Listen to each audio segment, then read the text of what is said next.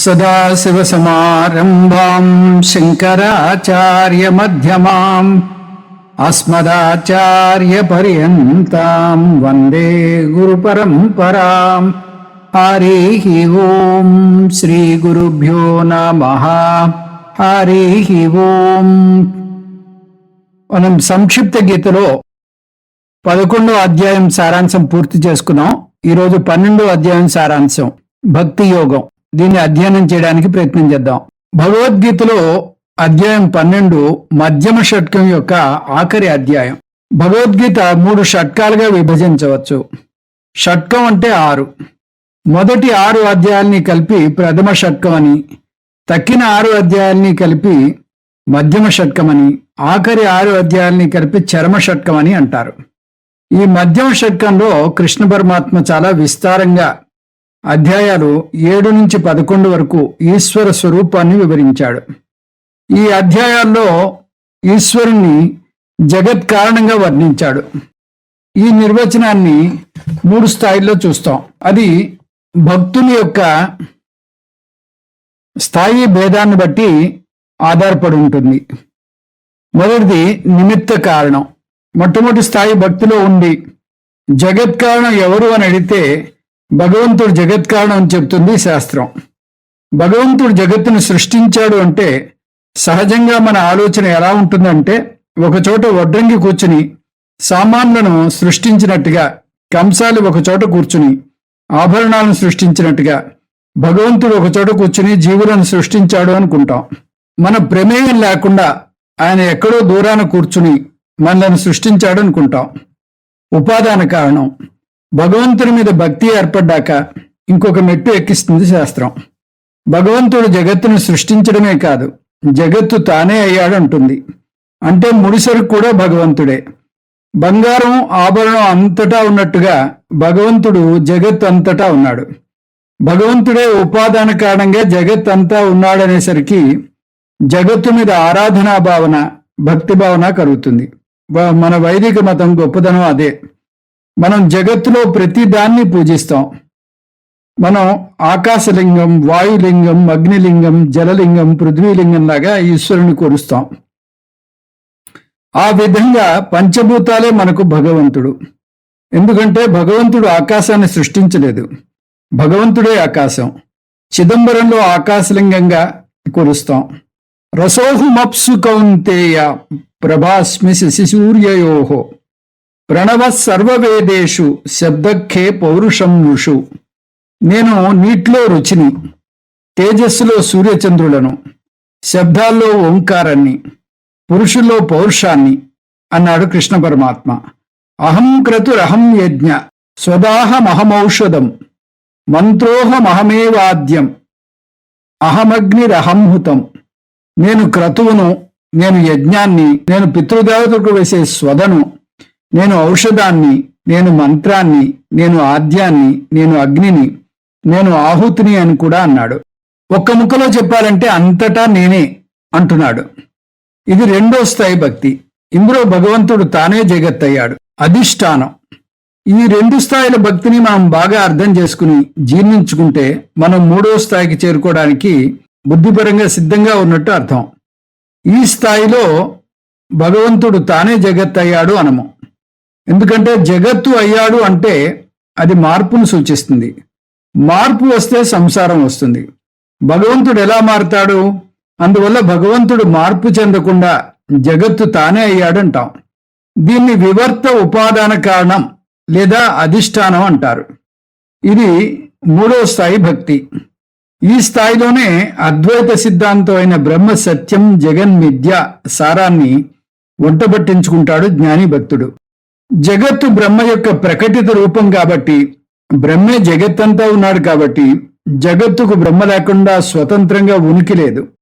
స్వతంత్రంగా ఉనికి లేని దాన్ని మిథ్య అంటారు. భగవంతుడు జగత్తును సృష్టించాడు, అది ద్వైతం. భగవంతుడు తానే జగత్ అయ్యాడు, అది విశిష్టాద్వైతం. భగవంతుడు జగత్తుగా ప్రకటితమవుతున్నాడు, అది అద్వైతం. ప్రతి ఒక్క భక్తుడు కూడా ఈ 3 దశలు అనుభవించాలి. ముందుగా భగవంతుని సృష్టికర్తగా కొలుస్తాడు కాబట్టి మొత్తం కర్మకాండను స్వీకరించాలి.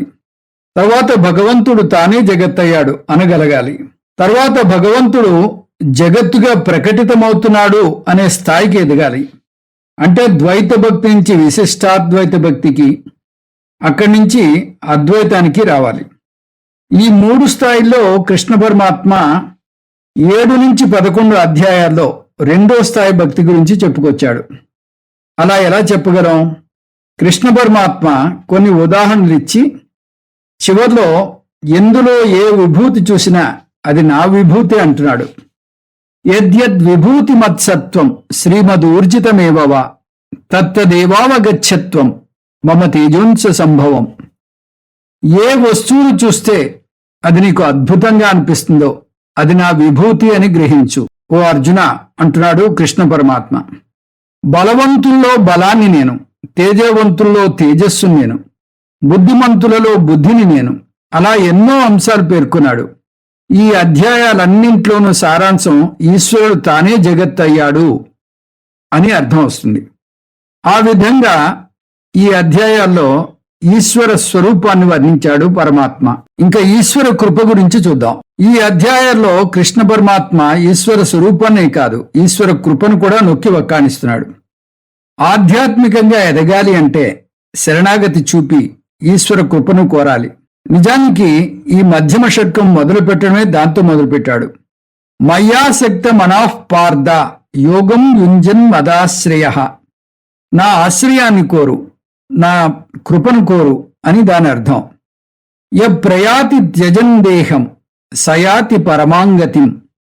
ఈ స్థితిలో ఎవరైతే శరీరాన్ని వీడుతారో వారే నన్ను పొందుతారు. ఆ విధంగా అడుగడుగున ఈశ్వర కృప లేదా ఈశ్వర అనుగ్రహం గురించి నొక్కి వక్కాణిస్తూనే ఉన్నాడు. ముందే చూసినట్టుగా మొదటి షట్కంలో ఫ్రీవిల్ ప్రాముఖ్యతను వర్ణిస్తే ఇక్కడ ఈశ్వర కృపను వర్ణిస్తున్నాడు. ఈశ్వర కృపను గుర్తించిన వ్యక్తి గర్వంగా ఉంటాడు. అతనికి గర్వభంగం తప్పదు. అదను చూసి గర్వభంగం కలిగిస్తాడు భగవంతుడు. కేనోపనిషత్తులో దేవతలలో ఇంద్రుడు, అగ్ని, వాయువు తమ వల్లనే రాక్షసులతో యుద్ధం గెలిచామని విరవిగుతూ ఉంటారు. ఈశ్వరుడు యక్షుని రూపంలో ప్రత్యక్షమై అగ్నికి, వాయువుకు గర్వభంగం కలిగిస్తాడు. భగవంతుణ్ణి శరణు వేడితే గర్వం పోతుంది. ప్రపంచంలో 2 రకాల మనుషులుంటారు. అహంకారంతో నిండిన వారు, తలరాతను నమ్మేవారు. అహంకారంతో నిండిన వారు అంతా తమ గొప్పేనని విరవీగుతూ ఉంటారు. తలరాతను నమ్మేవారు అంతా ఈశ్వరుని చేతిలో ఉంది అంటారు. తమ చేతిలో ఏదీ లేదంటారు. తెలివైన వారు మాత్రమే తమ విజయానికి కారణం ఈ 2 అని గ్రహిస్తారు. తమ కృషి, ఈశ్వర కృప 2 ఉండాలి, 2 కావాలి. ఈశ్వర కృప స్థానంలో కృషి పెట్టలేం, అలాగే కృషి స్థానంలో ఈశ్వర కృపని పెట్టలేం. 2 జతగా ఉండాల్సిందే. యదాహి ఏకేన చక్రేణ న రథస్య గతిర్భవేత్ ఏవం పురుషకారేణ వినా దైవం న సిద్ధ్యతి. ఎలాగైతే ఒక రథం కేవలం ఒక చక్రం మీద నడవలేదో అదే విధంగా మనిషి ఆధ్యాత్మిక ప్రయాణం పురుష ప్రయత్నం లేకుండా కేవలం దైవకృప మీద నడవదు. ఆ విధంగా ఈ మధ్యమ షట్కంలో కృష్ణ పరమాత్మ ఈశ్వర కృప గురించి వివరించాడు. మధ్యమ షట్కంలో 3 అంశాలను చర్చిస్తాడని చూశాం. అవి ఈశ్వర స్వరూపం, ఈశ్వర కృప, ఈశ్వర ధ్యానం. వీటిలో 2 అంశాలు చూసాం ఇంతవరకు. అవి ఈశ్వర స్వరూపము, ఈశ్వర కృప. ఇక్కడ ఈశ్వర ధ్యానం గురించి చెప్పబోతున్నాడు, అంటే భక్తి గురించి చెప్పబోతున్నాడు. భక్తిని 2 భిన్న మార్గాల్లో అర్థం చేసుకోవచ్చు. సందర్భాన్ని బట్టి భక్తికి 2 భిన్న అర్థాలు కూడా ఇవ్వవచ్చు. అవి భావనారూప భక్తి, సాధనారూప భక్తి. భావనారూప భక్తి, భక్తి అంటే ఒక అర్థం భగవంతుని మీద ప్రేమ, భగవంతుని మీద చూపే భావనను భక్తి అంటారు. సాతు అస్మిన్ పరమ ప్రామస్వరూప అన్నాడు నారద భక్తి సూత్రాల్లో నారదుడు. భక్తి అంటే ప్రేమస్వరూపంగా వర్ణించారు నారదుల వారు. ఈ భావనారూప భక్తిని 7వ అధ్యాయంలో వివరించాడు కృష్ణ పరమాత్మ. అక్కడ భక్తిని 3 స్థాయిల్లో వివరించాడు. మందభక్తి, మధ్యమ భక్తి, ఉత్తమ భక్తి. మందభక్తిలో సకామ భక్తి ఉంటుంది. అది లౌకిక విజయాల కోసం చేసే పూజ. ఈ భక్తి భగవంతునితో భక్తు వ్యాపార శైలిలో ఉంటుంది. ఇది అన్నింటికన్నా తక్కువ స్థాయి భక్తి, మధ్యమ భక్తి. ఈ భక్తిలో కూడా కోరిక ఉంటుంది, కానీ ఇందులో కోరిక లౌకిక విజయాల కోసం కారు. ఇందులో ఆధ్యాత్మిక ఎదుగుదల, ఆధ్యాత్మిక ఉన్నతి, చిత్తశుద్ధి కలుగుతుంది. దీన్ని సాధన చతుష్టయ సంపత్తి అంటారు. ఈ స్థాయి భక్తిలో అతనికి మోక్ష ఇచ్ఛ, శాస్త్ర జ్ఞాన ఇచ్ఛ కలుగుతుంది. శాస్త్రజ్ఞానం పొందాలంటే గురువు కావాలి. తను గురువును వెతుక్కోలేనని గురువును పంపమని భగవంతునే దబాయిస్తాడు. ఇది కూడా వ్యాపార ధోరణి. కానీ కృష్ణ పరమాత్మ అలా వ్యాపార ధోరణికి కూడా నేను సిద్ధమే అన్నాడు. తేషాం సతతయుక్తానాం భజతాం ప్రీతిపూర్వకం దదామి బుద్ధియోగం తం ఏన మాం ఉపయాంతితే. అలా నిరంతరము విశ్వరూప దర్శనం చేసేవారికి నేను బుద్ధియోగం అంటే జ్ఞానయోగాన్ని ప్రసాదిస్తాను. దాని ద్వారా వారు నన్నే పొందుతారు. చిత్తశుద్ధి కావాలన్నా, జ్ఞాన యోగ్యత పొందాలన్నా కూడా అది సకామ భక్తి కిందకే వస్తుంది. ఆ కోరిక తీర్చడానికి కూడా భగవంతుడు సిద్ధమే. అందువల్ల విష్ణు సహస్రనామం ఫలశ్రుతిలో ఇలా వస్తుంది: ధర్మార్థి ప్రాప్నుయాత్ ధర్మం, అర్ధార్థి చార్ధమాప్నుయాత్, కామాన్ అవాప్నుయాత్ కామి. ఇందులో కూడా కోరిక ఉన్నా ఇది ఆధ్యాత్మిక కోరిక కాబట్టి ముందు దానికన్నా ఉత్తమమైనదే. అందువల్ల దీన్ని మధ్యమ భక్తి అంటారు. ఉత్తమ భక్తి, దీన్ని జ్ఞాని భక్తి అని కూడా అంటారు. ఇందులో భక్తునికి ఏ విధమైన కోరిక ఉండదు. అతను జ్ఞానాన్ని కోరడు. ఈ భక్తుడు మోక్షం కోరడు. అంటే అతనికి మోక్షం విలువ తెలియదని కాదు. అతను ముందే ముక్త పురుషుడు కాబట్టి మోక్షం కోరడు. అతను ముందే మోక్షం పొందేశాక ఇంకా అతనికి దేని మీద కోరిక ఉంటుంది? లౌకిక విజయాలు కోరతాడా, ఆధ్యాత్మిక ఉన్నతి కోరతాడా? ఈ రెండు దశలు దాటేశాడు అతను. నైవ తస్య కృతే నార్థే నాకృతే నేహ కశ్చన నచాస్య సర్వభూతేషు కశ్చిదర్థ వ్యపాశ్రయ. అటువంటి జ్ఞాని కర్మలు చేసినా చేయకపోయినా అతనికి ఏ విధమైన ప్రయోజనము ఉండదు. అతనికి ఎవరితోనూ బంధం ఉండదు. జ్ఞాని భక్తుడు భగవంతుడు వేరు, తను వేరు కాదని అర్థం చేసుకుంటాడు. అందువల్ల ఇతని భక్తి ఉత్తమ భక్తి. మంద భక్తిలో లౌకిక విజయాలు కోరితే, మధ్యమ భక్తిలో ఆధ్యాత్మిక ఉన్నతి కోరితే, ఉత్తమ భక్తిలో ఏ కోరిక ఉండదు. చతుర్విధ భజంతే మాం జనా సుకృతినోర్జున ఆర్తో జిజ్ఞాసురర్ధార్థి జ్ఞానీచ భరతర్షభ. ఓ అర్జున, 4 రకాల భక్తులు నన్ను ప్రార్థిస్తారు. వారు ఆర్త భక్తుడు, అర్ధార్థి భక్తుడు, జిజ్ఞాస భక్తుడు, జ్ఞాని భక్తుడు. ఈ శ్లోకంలో కృష్ణ పరమాత్మ పేర్కొన్న 4గురిలో ఆర్త భక్తుడు, అర్ధార్థి భక్తుడు లౌకిక విజయాలు కోరే సకామ భక్తుని కిందకు వస్తారు. అంటే మంద భక్తుల్లోకి వస్తారు. జిజ్ఞాస భక్తుడు ఆధ్యాత్మిక ఉన్నతి కోరే మధ్యమ భక్తుల్లోకి వస్తాడు. జ్ఞాని భక్తుడు ఉత్తమ భక్తుని కిందకు వస్తాడు. అలా ఎలా చెప్పగలము? కృష్ణ పరమాత్మే స్పష్టంగా చేస్తాడు ఈ విషయాన్ని. తేషాం జ్ఞాని నిత్యయుక్త ఏకభక్తిర్ విశిష్యతే ప్రియోహి జ్ఞానినోత్యర్థం అహం సచ మమ ప్రియ. ఈ చతుర్విధ భక్తులలో నిత్యం నన్నే ధ్యానించే జ్ఞాని భక్తుడు శ్రేష్ఠుడు. జ్ఞానికి నేనంటే ఇష్టం, నాకు కూడా అతనంటే ఇష్టం. జ్ఞాని భక్తుడు అందరిలోకి శ్రేష్ఠుడు. ఎందుకంటే అతని భక్తి షరతులతో కూడిన భక్తి. జ్ఞాని భక్తుని భక్తి స్వచ్ఛమైన భక్తి. ఈ వివరాలు గుర్తుండాలి. ఎందుకంటే కృష్ణ పరమాత్మ యోమద్భక్త సమే ప్రియ స మమ ప్రియ. జ్ఞాని భక్తుడు నాకు ప్రియమైన వాడు అంటాడు కృష్ణ పరమాత్మ. అంతేకాదు, ఇంకొక అడుగు ముందుకు వెళ్ళి ఉదార సర్వయేవేతే జ్ఞాని తాత్వైవ మే మతం. అందరు భక్తులు శ్రేష్టమే అయినా జ్ఞాని భక్తుడు అందరిలోకి శ్రేష్ఠుడు అంటాడు. జ్ఞాని భక్తుడు భగవంతుడు తాను ఒక్కరే అని అర్థం చేసుకుంటాడు. కానీ తక్కిన భక్తులు ద్వైత భక్తిలోనే నిలిచిపోతారు. జ్ఞాని భక్తుడు మాత్రం అహం బ్రహ్మ అస్మి అనే ధ్యాసలో ఉంటాడు. ఇదంతా భావనారూప భక్తి కిందకు వస్తుంది. దీన్ని అధ్యాయం 7లో చర్చించాడు కృష్ణ పరమాత్మ. ఇప్పుడు భక్తిని ఇంకొక కోణంలోంచి చూడబోతున్నాం. దీన్ని సాధనారూప భక్తి అంటారు. కృష్ణ పరమాత్మ ఈ అధ్యాయంలో ఈ సాధనారూప భక్తిని బోధిస్తాడు. ఈ నేపథ్యంలో ఈ అధ్యాయాన్ని చూద్దాం. ఈ అధ్యాయాన్ని ప్రధానంగా 2 భాగాలుగా విభజించవచ్చు. అవి 1 భక్తి యోగము శ్లోకాలు 1 నుంచి 12, 2 భక్తి యోగ ఫలము శ్లోకాలు 13 నుంచి 20 వరకు. భక్తి యోగం శ్లోకాలు 1 నుంచి 12.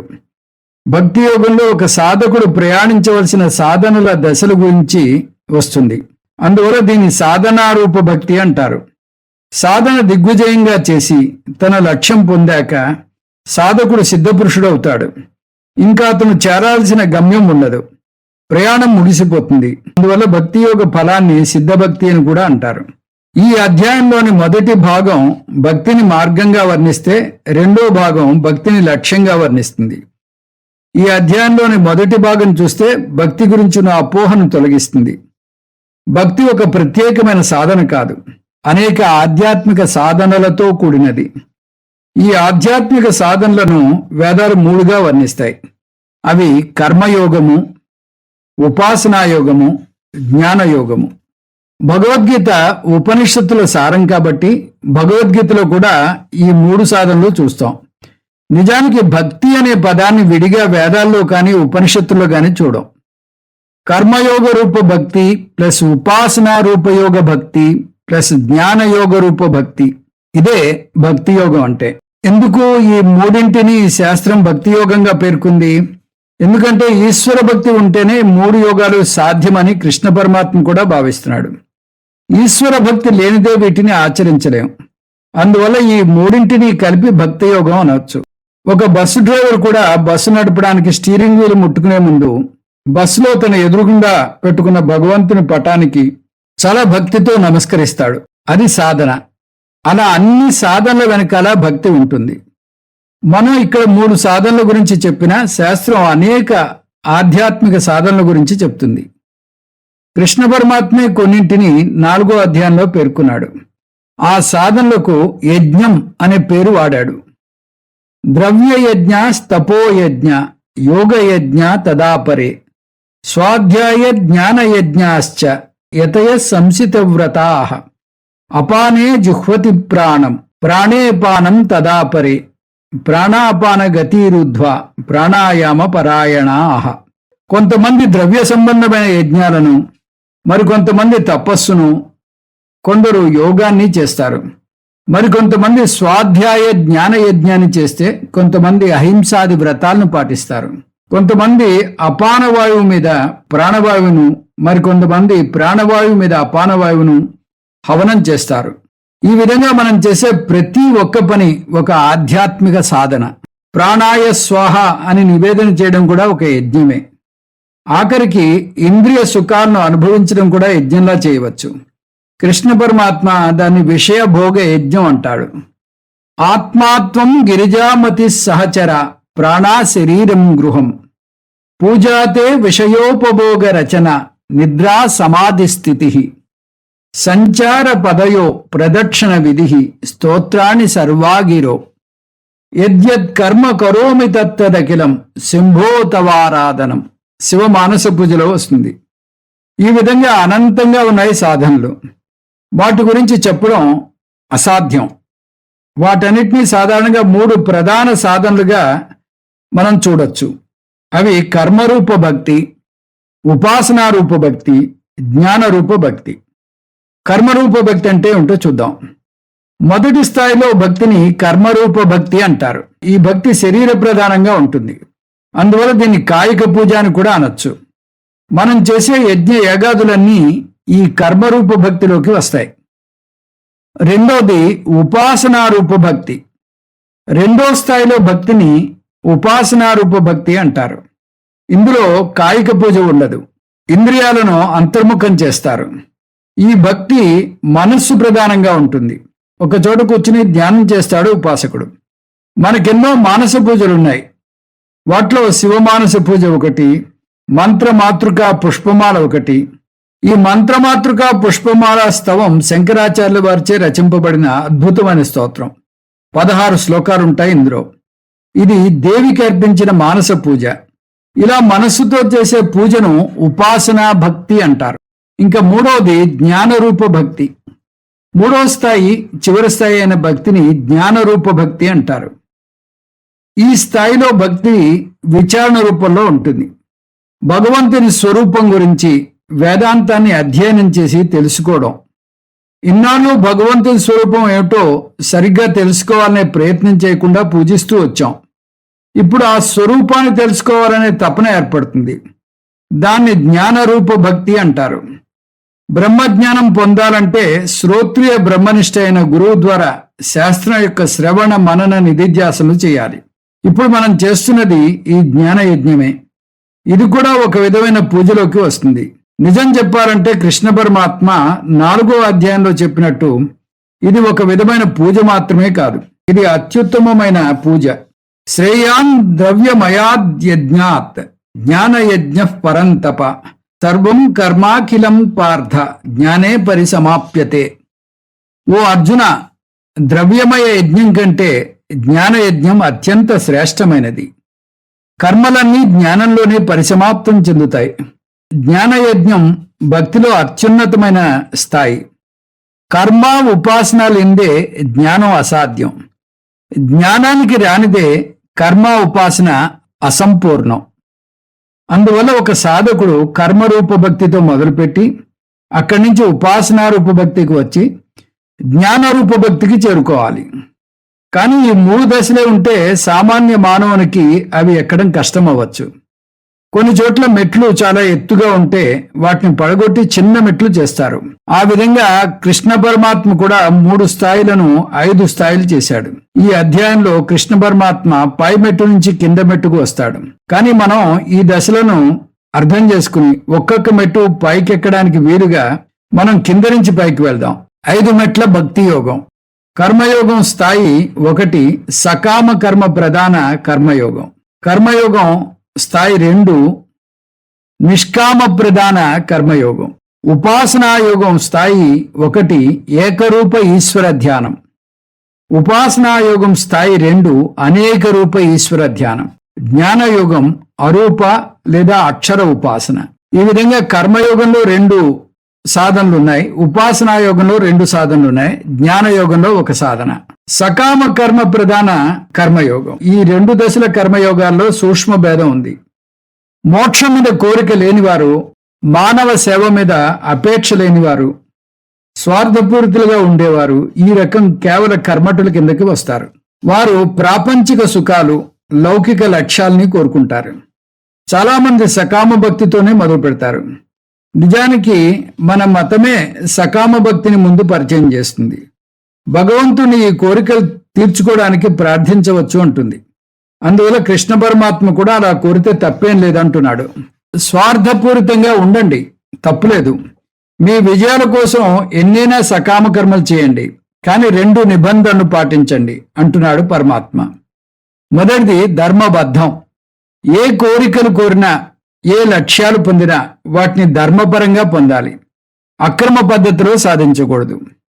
2 ఈశ్వర ప్రసాదం. ఇది ఇంకా ముఖ్యమైన నిబంధన. ఈశ్వర ప్రసాద బుద్ధితో ఫలాన్ని స్వీకరించండి. జీవితంలో ఏం సాధించినా ఆ ఫలాలను, ఆ సుఖాలను అనుభవించే ముందు 2వది ఈశ్వర ప్రసాదం. ఇది ఇంకా ముఖ్యమైన నిబంధన. ఈశ్వర ప్రసాద బుద్ధితో ఫలాన్ని స్వీకరించండి. జీవితంలో ఏం సాధించినా ఆ ఫలాలను, ఆ సుఖాలను అనుభవించే ముందు వాటిని మీ గొప్పదనంగా భావించకూడదు. ఫలాన్ని అనుభవించండి, కానీ నేను చేశాను, నేను సాధించాను అని పొంగిపోకండి. దాన్ని ఈశ్వర ప్రసాదంగా స్వీకరించండి. పేరులో చిన్న మార్పు అంతే. అంతకుముందు దాన్ని కర్మఫలం అంటే ఇప్పుడు అదే కర్మఫలాన్ని ఈశ్వర ప్రసాదం అంటున్నారు, అంతే. దీనివల్ల మీ దృక్పథంలో మార్పు వస్తుంది. వ్యాపారంలో మీరు పొందే విజయం, మీరు పొందే లాభాలు, మీరు ఎంతో ప్రణాళిక వేసి ముచ్చటపడి మీరు కొనుక్కున్న ఇల్లు అన్నీ ఈశ్వర ప్రసాదమే. కొత్త ఇంటికి లక్ష్మీ నిలయం అని భగవంతుని పేరు పెట్టి లక్ష్మీదేవి పటం పెట్టారనుకోండి, దాని అర్థం పరోక్షంగా మీ ఇంటిని ఒక ఆలయంగా భావిస్తున్నారు. భగవంతుని ఆలయంలో మీరు కూడా ఉండడానికి భగవంతుని అనుమతి కోరుతున్నారు. దానివల్ల దృక్పథంలో పెద్ద మార్పు వస్తుంది. మొదటి స్థాయి కర్మయోగం. ఈశ్వర ప్రసాద బుద్ధ్యా సకామ కర్మ అనుష్ఠానం. నిష్కామ కర్మ ప్రధాన కర్మయోగం, ఇది కూడా కర్మ ప్రధానంగానే ఉంటుంది. కానీ భేదం ఎక్కడ ఉందంటే ఇందులో సకామ కర్మలు తగ్గుతాయి, స్వార్థం తగ్గుతుంది, ఆత్మవిమర్శ మొదలవుతుంది. ఇంద్రియ సుఖాల వెంట పరుగులు తీయడం మాని, ధనం వెంట పరుగులు తీయడం మాని సమాజ శ్రేయస్సు కోసం ఆలోచిస్తాడు. ఆధ్యాత్మిక చింతన పెరుగుతుంది, ఆంతర ఎదుగుదల కోసం ప్రయత్నిస్తాడు. అలా ఆంతర ఎదుగుదలకు తోడ్పడే కర్మలు ఉన్నాయంటుంది శాస్త్రం. వాటిని విహిత కర్మలు అంటుంది. ధనం సంపాదించినా కూడా స్వార్థం కోసం సంపాదించడు. దాన్ని లౌకిక విజయాల కోసం కాకుండా చిత్తశుద్ధి కోసం సంపాదిస్తాడు. యజ్ఞదాన తపకర్మ నత్యాద్యం కార్యమేవ తత్ యజ్ఞో దానం తపశ్చైవ పావనాని మనీషినాం. యజ్ఞం, దానం, తపస్సు అనే కర్మలను త్యజించకూడదు, వాటిని నిత్యం అనుష్ఠించాలి. ఎందుకంటే యజ్ఞదాన తపస్సులే బుద్ధిమంతులైన వారిని పవిత్రులుగా చేస్తుంది. ఈ స్థాయిలో చేసే పరోపకార కర్మలు, నిష్కామ కర్మలు పంచమహాయజ్ఞాల్లోకి వస్తాయి. దైవ యజ్ఞం, లౌకిక విజయాలు కోరుకోకుండా నిష్కాముకంగా పూజలు చేయడం. రెండవది పితృయజ్ఞం, పితృదేవతలకు తర్పణాలు వదలడం, శ్రాద్ధ కర్మలు చేయడం. మూడవది బ్రహ్మయజ్ఞం, ఋషులు అందజేసిన శాస్త్రాన్ని అధ్యయనం చేయడం, శాస్త్రాన్ని నలుగురికి చేరేలా కృషి చేయడం. మనుష్య యజ్ఞం, తోటి మానవులకు సేవ చేయడం. భూతయజ్ఞం, జంతువులను ప్రేమగా చూడడం, వృక్షాలను పరిరక్షించడం. ఈ దైవయజ్ఞం, పితృయజ్ఞం, బ్రహ్మయజ్ఞం, మనుష్యయజ్ఞం, భూతయజ్ఞం, ఈ ఐదింటినీ కలిపి పంచమహాయజ్ఞాలు అంటారు. స్వార్థ చింతన లేకుండా పొరుల మీద శ్రద్ధతో చేసే ఈ కర్మల వల్ల అంతకంతకు చిత్తశుద్ధి పెరుగుతుంది. తమేతం వేదానువచనేన బ్రాహ్మణ వివిదిషంతి యజ్ఞేన దానేన తపస అనాసకేన. దీనివల్ల వేదాంతం మీద ఆసక్తి పెరుగుతుంది. ఈ రెండు స్థాయిలు కర్మ ప్రధానమైనవి. మొదటి దాంట్లో స్వార్థపూరిత కర్మలు చేస్తే ఇందులో నిస్వార్థ కర్మలు చేస్తారు. ఈ మొదటి స్థాయిలో ఈశ్వర ప్రసాద బుద్ధితో ఫలాన్ని స్వీకరిస్తే రెండో స్థాయిలో ఈశ్వరార్పణ భావంతో కర్మలు చేస్తారు. రెండో స్థాయి కర్మయోగం ఈశ్వరార్పణ భావనయ నిష్కామ కర్మ అనుష్ఠానం. కర్మయోగం ఈజ్ ఈక్వల్ టు ఈశ్వరార్పణ బుద్ధి ప్లస్ ఈశ్వర ప్రసాద బుద్ధి. ఈ రెండు స్థాయిలు దాటితే మీరు మూడో స్థాయి భక్తికి అర్హులవుతారు. ఏకరూప ఈశ్వర ధ్యానం, ఈశ్వరార్పణ బుద్ధితో కర్మలు చేసి ఈశ్వర ప్రసాద బుద్ధితో కర్మఫలాన్ని స్వీకరించడం నేర్చుకుంటే చిత్తశుద్ధి పెరిగి నెమ్మదిగా కర్మలు తగ్గించడం నేర్చుకుంటారు. కర్మలు మానుతున్నాననే అపరాధ భావన లేకుండా ఆధ్యాత్మిక ఎదుగుదల కోసం పాటుపడతారు. కర్మయోగంలో బహిర్ముఖులుగా ఉంటారు, ఉపాసనా యోగంలో అంతర్ముఖులవుతారు. ఉపాసన కూడా రెండు స్థాయిలుగా విభజిస్తున్నాడు కృష్ణ పరమాత్మ. మొదటి స్థాయిలో ఏకరూప ఈశ్వర ధ్యానం వస్తుంది. దీన్నే ఇష్టదేవత ఉపాసన అని కూడా అంటారు. ఈ ధ్యానాన్ని కృష్ణ పరమాత్మ అభ్యాస యోగం అంటున్నాడు. భగవంతుని ఒక రూపంలో కొలుస్తారు. ఇందులో రాముడు, కృష్ణుడు, దేవి, లక్ష్మి, సరస్వతి ఈ రూపాల్లో ఏదో ఒక రూపంలో కలుస్తారు. అంటే స్త్రీ రూపంలోనో, పురుష రూపంలోనో, జంతు రూపంలోనో, సగం పురుషుడు సగం జంతువు రూపంలోనో ఉన్న భగవంతుని తీసుకుని ధ్యానం చేయవచ్చు. ధ్యానం అంటే ఉపాసన, ఈశ్వరుడు అంటే భగవంతుడు, ఏకరూప అంటే ఒక ఆకారం. అందువల్ల ఏకరూప ఈశ్వర ధ్యానము అంటే ఇష్టదేవత ఉపాసన. ఏ దేవుడు ఎక్కువ శక్తిమంతుడు అనే శంక పెట్టుకోని అవసరం లేదు. అందరు దేవుళ్ళు సమానంగా శక్తిమంతులే. కృష్ణ పరమాత్మ ఆ విషయం చెప్పాడు.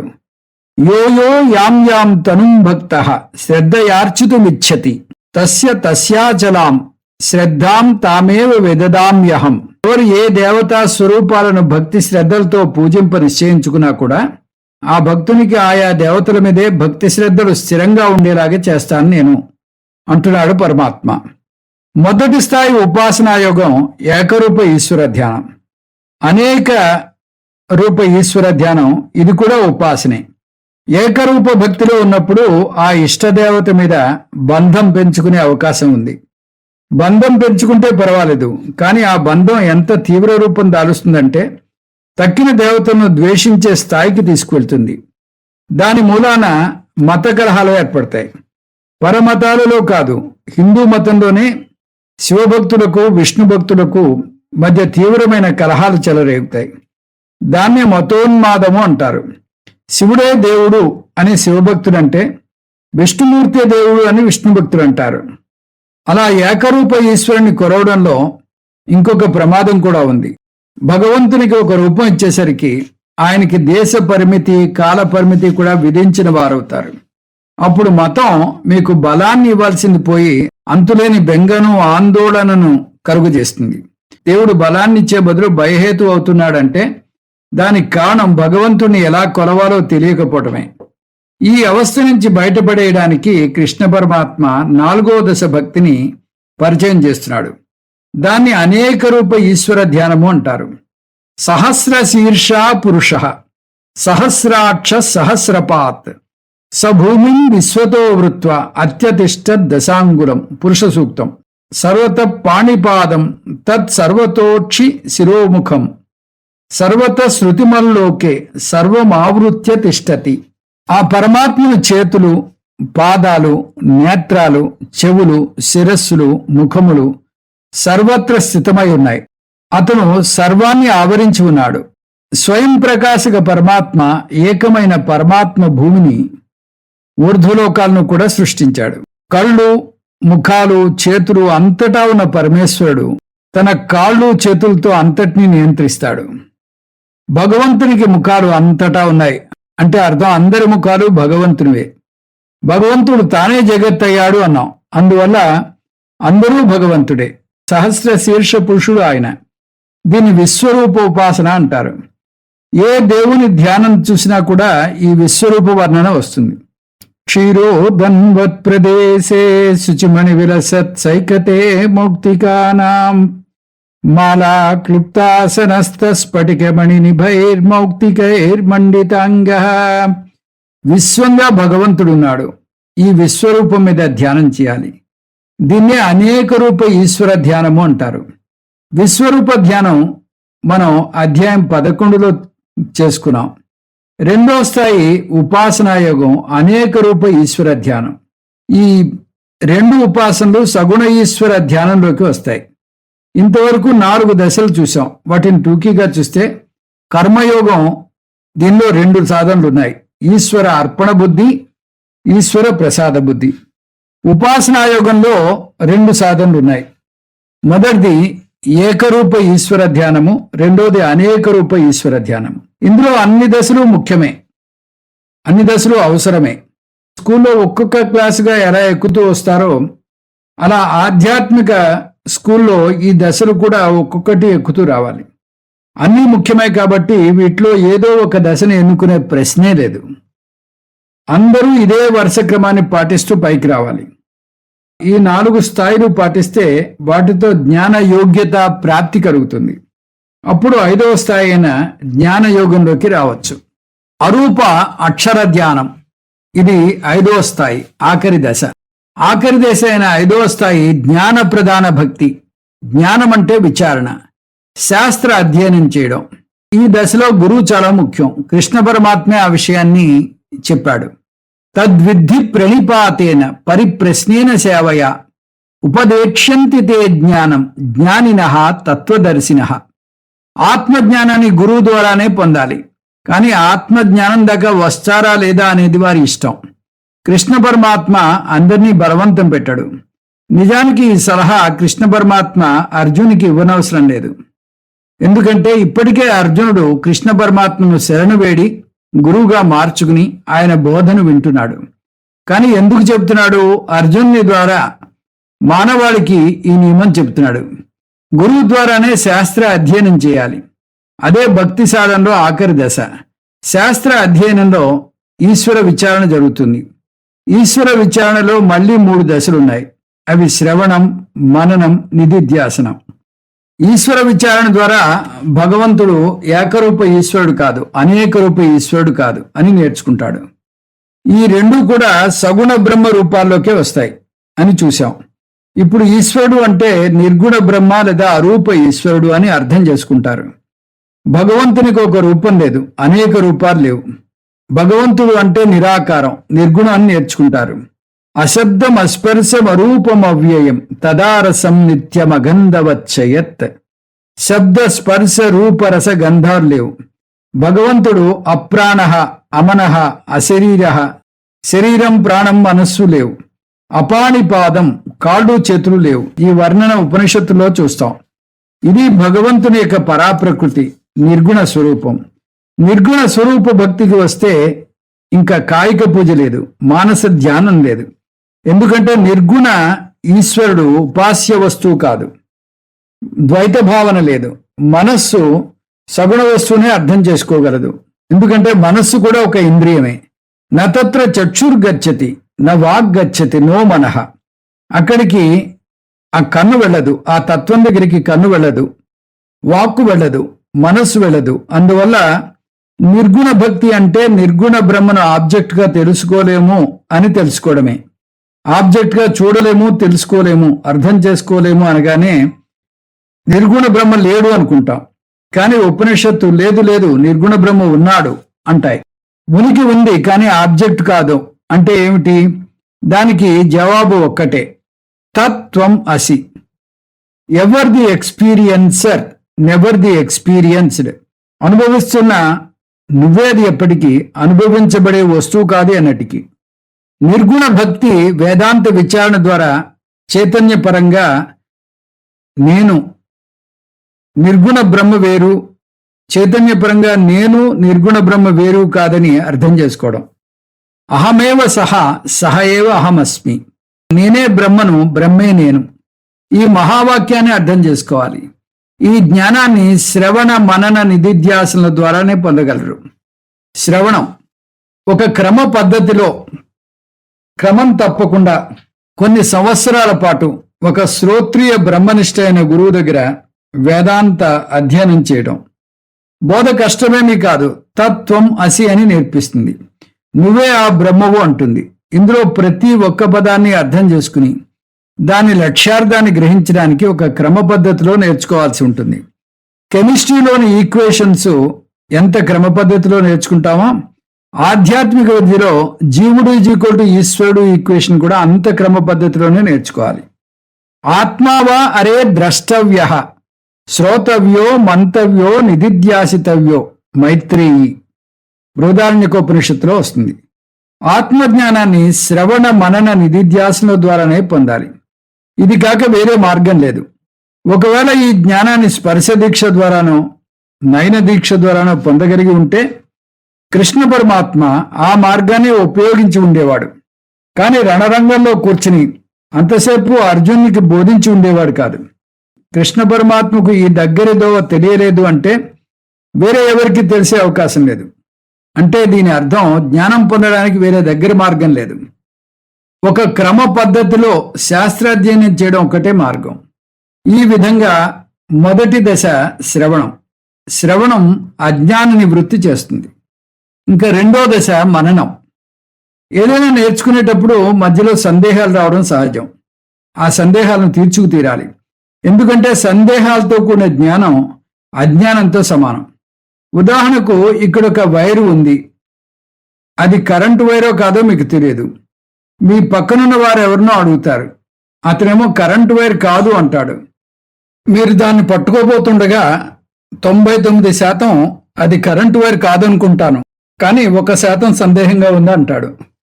మీరు 1% కదా అని దాన్ని పట్టుకుంటారా? లేదే. 1% సందేహం ఉన్నా కూడా అది మొత్తం పరిస్థితిని గురించి పూర్తి అజ్ఞానంతో సమానమే. మీరు వైర్ను పట్టుకునే సాహసం చేయరు. ఇలా మీకేమైనా సందేహాలుంటే మననం దశలో తీర్చుకోవచ్చు. మననం సంశయ నివృత్తిని చేస్తుంది. ఇంకా నిధిధ్యాసనం. నిధిధ్యాసనం మనకు భగవంతునికి మధ్య ఉన్న భేద దృష్టిని పారదోలుతుంది. ఎందుకంటే మనం సంవత్సరాల తరబడి భగవంతుడు శ్రేష్ఠుడు, మనం అల్పులం అనే భావంలో కూరుకుపోయాం. భగవంతుడు శ్రేష్ఠుడు అనుకోవడంలో తప్పులేదు. నిజానికి అది భక్తి యొక్క చిహ్నం. ఆ భావన అద్భుతం. కానీ తర్వాత అంశంతోనే వస్తుంది చిక్కంతా. నేను అల్పజ్ఞుణ్ణి, నేను పరిమితి ఉన్న జీవిని, నేను నిస్సహాయుణ్ణి. ఈ భావనలు దాసోహం దీనోహం ప్రవృత్తితో నింపేస్తాయి మనను.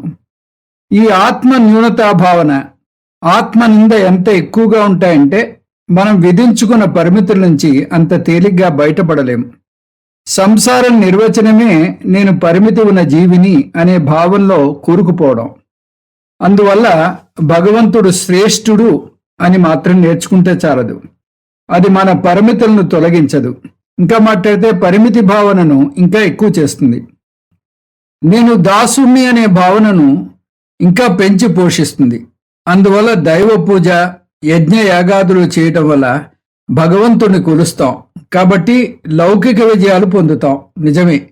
కానీ భక్తితో పాటు దానికి సమాంతర రేఖల మనం కించుపరుచుకోవడం కూడా పెరుగుతుంది.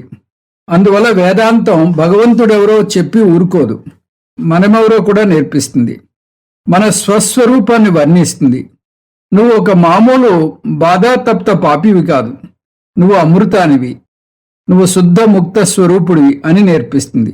ఈ జ్ఞానం జీర్ణం చేసుకున్న శిష్యుడు ఇలా అంటాడు: మయ్యేవ సకలం జాతం మయి సర్వం ప్రతిష్ఠితం మయి సర్వం లయం యాతి తద్బ్రహ్మాద్వయమస్మ్యహం. నా నుంచే సృష్టి వచ్చింది, నేనే స్థితి కారకుణ్ణి, నాలోనే అంతా లయమవుతుంది. బ్రహ్మ అద్వయం, ఆ బ్రహ్మను నేనే.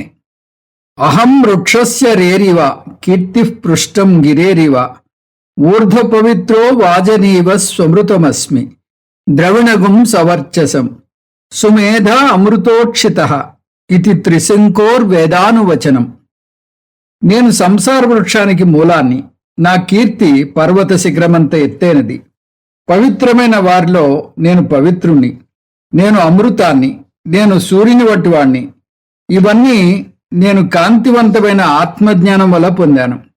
నేను సర్వజ్ఞుడైన శాశ్వతమైన బ్రహ్మను. దీన్ని త్రిశంకు ఋషి తను జ్ఞానం పొందాక చెప్పాడు. ఉపనిషత్తులని ఏకగ్రీవంగా ఒకే మాట ఘోషిస్తున్నాయి: ఇన్నాళ్ళు మిమ్మల్ని మీరు కించపరుచుకున్నది చాలు, మీ స్వస్వరూపాన్ని తెలుసుకోండి, సింహంలా గర్జించండి. వివేకానందుల వారు మేకలా అరవద్దు, గాడిదలా వండించవద్దు, సింహంలా గర్జించండి అంటారు. అహం బ్రహ్మ అస్మి అనే సింహంలా గర్జించగలగడమే నిధిధ్యాసనం. అహం బ్రహ్మ అస్మి జ్ఞానం పొందితే చాలదు, దాన్ని అణువణువునా జీర్ణించుకోవాలి. దానికి కాఫీలో పంచదార కలిపే ఉదాహరణ చాలా చక్కగా సరిపోతుంది. మీరు కాఫీలో పంచదార వేసి కాఫీ తాగి చూస్తే తీయగా లేదంటారు. ఎవరో మరో 2 చెంచాల పంచదార వేస్తారు, అయినా తీయగా అనిపించదు. 2 కాదు, మరో 2 చెంచాలు వేసినా లాభం లేదు. ఎందుకంటే ఆ పంచదారను చెంచాతో కాఫీలో కలిసేలా కలపలేదు. అవసరమైన పంచదార వేస్తే చాలదు, అవసరమైనంత మేరకు దాన్ని కలపాలి కూడా. నిజానికి కలపడమే ముఖ్యం. అలాగే అవసరమైనంత జ్ఞానం పొందితే చాలదు, ఆ పొందిన జ్ఞానాన్ని మీలో కలుపుకోవాలి. అంటే అణువణువున జీర్ణించుకోవాలి. ఇలా జీర్ణించుకోవడానికి నిధిధ్యాసనం తోడ్పడుతుంది. మీలో పాతుకుపోయిన విపరీత భావనలు పారదోలి జ్ఞానంలో నిలబడుతుంది. విపరీత భావనలు విపర్య భావనలు అని కూడా అంటారు. అందువల్ల నిధిధ్యాసనం విపర్య నివృత్తి చేస్తుంది. జ్ఞానయోగం = శ్రవణం ప్లస్ మననం ప్లస్ నిధిధ్యాసనం. ఈ నేపథ్యంతో కృష్ణ పరమాత్మ బోధను చూద్దాం. కృష్ణ పరమాత్మ 5వ దశతో, అంటే అన్నింటికన్నా పైమెట్టుతో మొదలు పెడుతున్నాడు. ఏత్వక్షరం అనిర్దేశ్యం అవ్యక్తం పర్యుపాసతే సర్వత్ర గమచింత్యంచ కూటస్థం అచలం ధ్రువం. ఇంద్రియ అగోచరం, మనో అగోచరం, అనిర్వచనీయం, సర్వవ్యాపకం, అచలం, నిర్వికారం, శాశ్వతమైన నిర్గుణ బ్రహ్మజ్ఞానం ఎవరు పొందుతారో వారే నన్ను పొందుతారు అంటున్నాడు కృష్ణ పరమాత్మ. శ్లోకాలు 3-4లో 5వ దశను చూస్తాం. జ్ఞానయోగం వీటిల్లో నిర్గుణ బ్రహ్మ నిర్వచనం చూస్తాం. కృష్ణ పరమాత్మ బ్రహ్మను అక్షరం బ్రహ్మ అని నిర్వచిస్తున్నాడు. అక్షరం బ్రహ్మ పరమం అని 8వ అధ్యాయంలో పేర్కొన్నాడు. అక్షరం బ్రహ్మ అంటే నిర్గుణ బ్రహ్మ. కృష్ణ పరమాత్మ ఇచ్చిన నిర్వచనాల వరుస క్రమాన్ని మార్చుకున్నాం. ఆ నిర్వచనాలను చూద్దాం. అవ్యక్తం ఇంద్రియ అగోచరం, అచింత్యం మనో అగోచరం, అనిర్దేశ్యం అనిర్వచనీయం. ఈ 3 కలిపి బ్రహ్మ అప్రమేయం అని చెప్పవచ్చు. అంటే ఆబ్జెక్ట్ కాదని అర్థం. సర్వత్రగం సర్వవ్యాపకం, అచలం చలనం లేదు. ఈ రెండూ కలిపి బ్రహ్మ అనంతం అని చెప్పవచ్చు. కూటస్థం నిర్వికారం, ధ్రువం శాశ్వతం. బ్రహ్మజ్ఞానం పొందడం 5వ దశ, ఆఖరి దశ. కానీ ఈ దశకు చేరుకోవడం కష్టమని కృష్ణ పరమాత్మే చెప్తున్నాడు.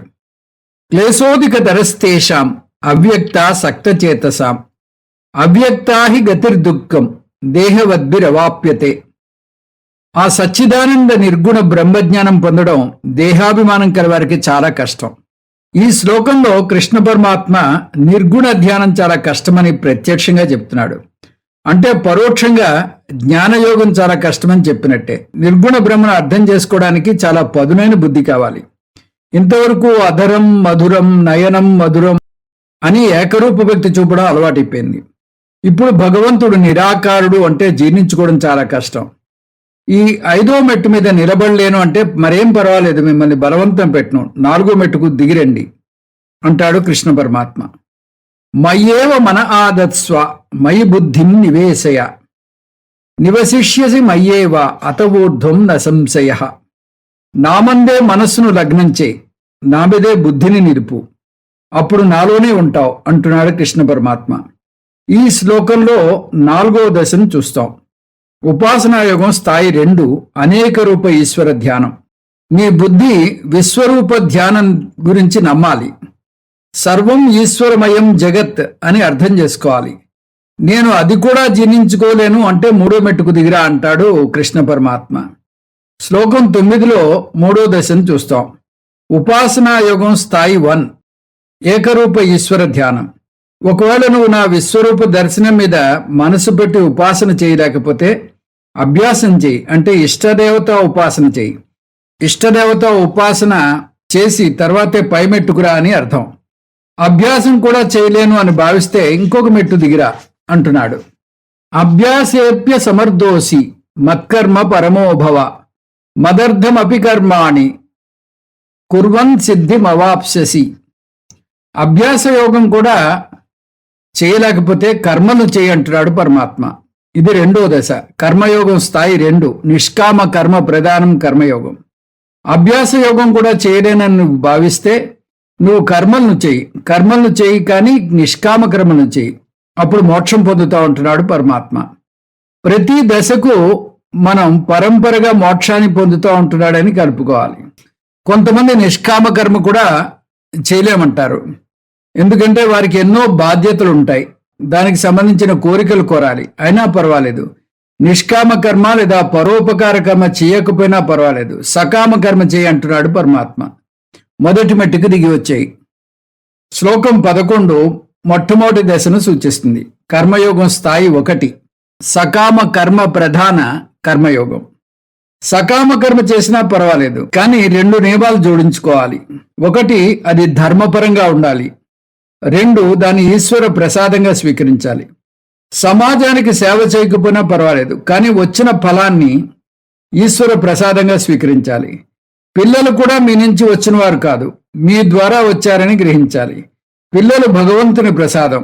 అందువలనే పూర్వం పిల్లలకు శివప్రసాదు అని, రామప్రసాద్ అని పేర్లు పెట్టేవారు.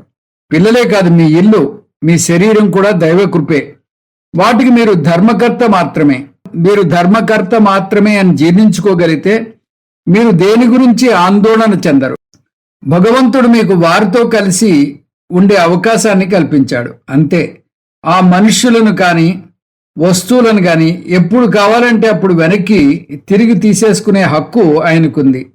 ఆ తీసుకోవడం కూడా తాత్కాలికంగా తీసుకోవచ్చు లేదా శాశ్వతంగా తీసుకోవచ్చు. అనన్యాస్ చింతయంతో మాం ఏ జనాః పర్యుపాసతే తేషాం నిత్యాభియుక్తానాం యోగక్షేమం వహామ్యహం. ఎవరైతే నన్నే నిరంతరం అనన్య భక్తితో చింతన చేస్తారో వారి యోగక్షేమాలను నేనే వహిస్తాను అంటున్నాడు కృష్ణ పరమాత్మ. అలా మొదటి స్థాయిలో మొదలుపెట్టిన క్రమేపీ పైమెట్టు మీదకు వస్తాడు సాధకుడు. ఆ విధంగా ఈ 5 మెట్ల భక్తి యోగాన్ని వివరించాడు కృష్ణ పరమాత్మ. ఈ 5 దశల భక్తిని వివరించడం ద్వారా కృష్ణ పరమాత్మ అర్జునుని ప్రశ్నకు జవాబు కూడా చెప్పకనే చెబుతున్నాడు.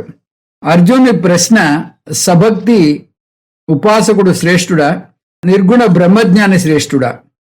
దానికి కృష్ణ పరమాత్మ పరోక్షంగా ఇచ్చిన జవాబు, అసలు ఆ ప్రశ్నే తప్పు. ఎందుకంటే రెండు వస్తువులు పోల్చాలి అంటే అవి సమానమైన వస్తువులై ఉండాలి. మీరు ప్యాంటు షర్టు కొనుక్కోవాలంటే రెండు ప్యాంట్లలో ఏది బాగుంటుందో తేల్చుకోగలరు, లేదా రెండు షర్ట్లలో ఏది బాగుంటుందో తేల్చుకోగలరు. కానీ ప్యాంటు బాగుందా షర్టు బాగుందా అని అడగలేరు. అదేవిధంగా సగుణ భక్తి నిర్గుణ భక్తుల మధ్య ఏది గొప్పది అని తేల్చుకోలేరు. ఎందుకంటే సగుణ భక్తి మార్గం కిందకి వస్తే నిర్గుణ భక్తి లక్ష్యం కిందకి వస్తుంది. ఒకటి సాధన అయితే ఇంకోటి సాధ్యం. సాధన సాధ్యాల మధ్య పోలిక చూసే ఆస్కారమే లేదు. ప్రతి ఒక్కరూ ఇప్పుడు మనం చూసిన 5 మెట్లను ఎక్కుతూ రావాలి. అంటే సగుణ భక్తి ద్వారానే నిర్గుణ భక్తికి రావాలి. నిర్గుణ భక్తికి రానిదే సగుణ భక్తి అసంపూర్ణం. సగుణ భక్తి లేనిదే నిర్గుణ భక్తి అసాధ్యం. ఆ విధంగా అర్జునుని ప్రశ్న కూడా పరోక్షంగా జవాబు చెప్పడం జరిగింది. దీంతో మొదటి అంశమైన భక్తి యోగం అయింది. ఇంకా భక్తి యోగ ఫలం, ఇవి శ్లోకాలు 13 నుంచి 20 వరకు విస్తరించి ఉన్నాయి. ముందు భాగంలో భక్తి యోగం 5 దశలు చూశాం. ఈ 5 దశలను దాటి జ్ఞానం పొందిన వ్యక్తిని జ్ఞాని అంటారని, స్థితప్రజ్ఞుడు అంటారని 2వ అధ్యాయంలో చూశాం. 2వ అధ్యాయంలో 4వ అధ్యాయంలో కూడా జ్ఞాని లక్షణాలను చూస్తాం. ఇందులో కూడా కృష్ణ పరమాత్మ జ్ఞాని లక్షణాలను వివరించబోతున్నాడు. అద్వేష్ట సర్వభూతానాం మైత్ర కరుణ ఏవచ నిర్మమో నిరహంకారః సమదుఃఖ సుఖక్షమి. ఎవరికైతే ఎవరి మీద ద్వేషం ఉండదో, స్వార్థరహితమైన ప్రేమను కరుణను చూపుతాడో, అహంకార మమకారాలు ఉండవో, సుఖ దుఃఖాలకు చెలించడో, క్షమాగుణం ఉండదో, అటువంటి భక్తుడు నాకు ఇష్టుడు. ఈ భాగంలో కృష్ణ పరమాత్మ చెప్పిన జ్ఞాని లక్షణాలు ఇవి. అద్వేష్ట సర్వభూతానాం, ద్వేషభావం ఉండదు. మైత్రః, మిత్రభావన ఉంటుంది. కరుణః, దయ ఉంటుంది. నిర్మమః, మమకారం ఉండదు. నిరహంకారః, అహంకారం ఉండదు. సమదుఃఖ సుఖక్షమి, సమదుఃఖ సుఖః, సమత్వం పాటిస్తాడు. క్షమి, క్షమాగుణం ఉంటుంది. అధ్యాయం ఏమిటని అడిగితే సంతుష్ట, పరిపూర్ణత ఉంటుంది. యోగి, జ్ఞానం ఉంటుంది. యథాత్మ, ఆత్మ సంయమనం ఉంటుంది. దృఢ నిశ్చయ, స్థితప్రజ్ఞత ఏర్పడుతుంది. మయ్యర్పిత మనోబుద్ధి, అంకిత భావం కలుగుతుంది. హర్షామర్ష భయోద్వేగై ముక్త, జీవన్ముక్తి కలుగుతుంది. అనపేక్ష, దేన్ని ఆశించడు. శుచి, శుచిగా ఉంటాడు. దక్ష, పనిచేసే తీరులో దక్షత ఉంటుంది. ఉదాసీన, పక్షపాత వైఖరి ఉండదు. గతవ్యద, దుఃఖాన్నించి ముక్తి చెందుతాడు. సర్వారంభ పరిత్యాగ, బంధించే కర్మలను పరిత్యజిస్తాడు. నా కృష్యతి నా శోచతి, ద్వంద్వాతీతుడు అవుతాడు. ఈ లక్షణాలను ఇంత వివరంగా చూడకుండా ఇంకో కోణం నుంచి వాటి సారం మాత్రమే చూస్తే అతను మనోనిగ్రహం పొందుతాడు. రాగద్వేషాల నుంచి విడిపడతాడు. కామ క్రోధ లోభ మద మాత్సర్యాలకు అతీతంగా ఎదుగుతాడు. ఈ భావోద్రేకాలు మనలను సంసారంలో పడవేస్తాయి.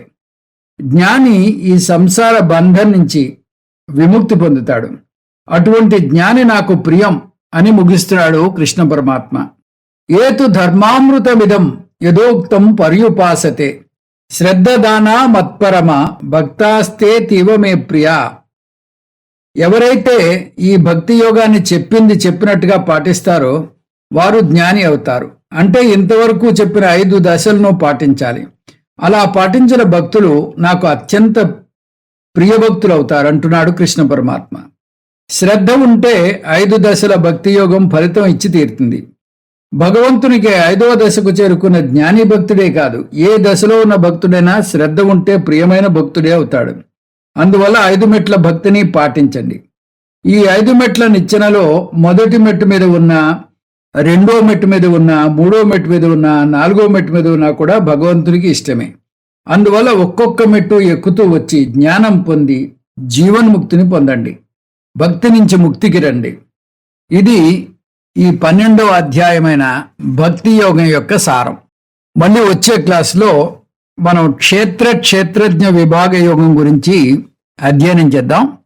ఓం తత్సత్. సర్వం శ్రీకృష్ణ అర్పణమస్తు.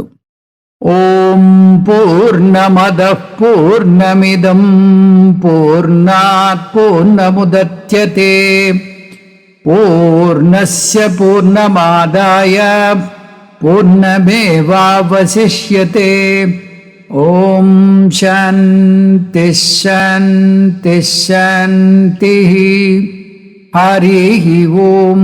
శ్రీ గురుభ్యో నమః. హరి ఓం.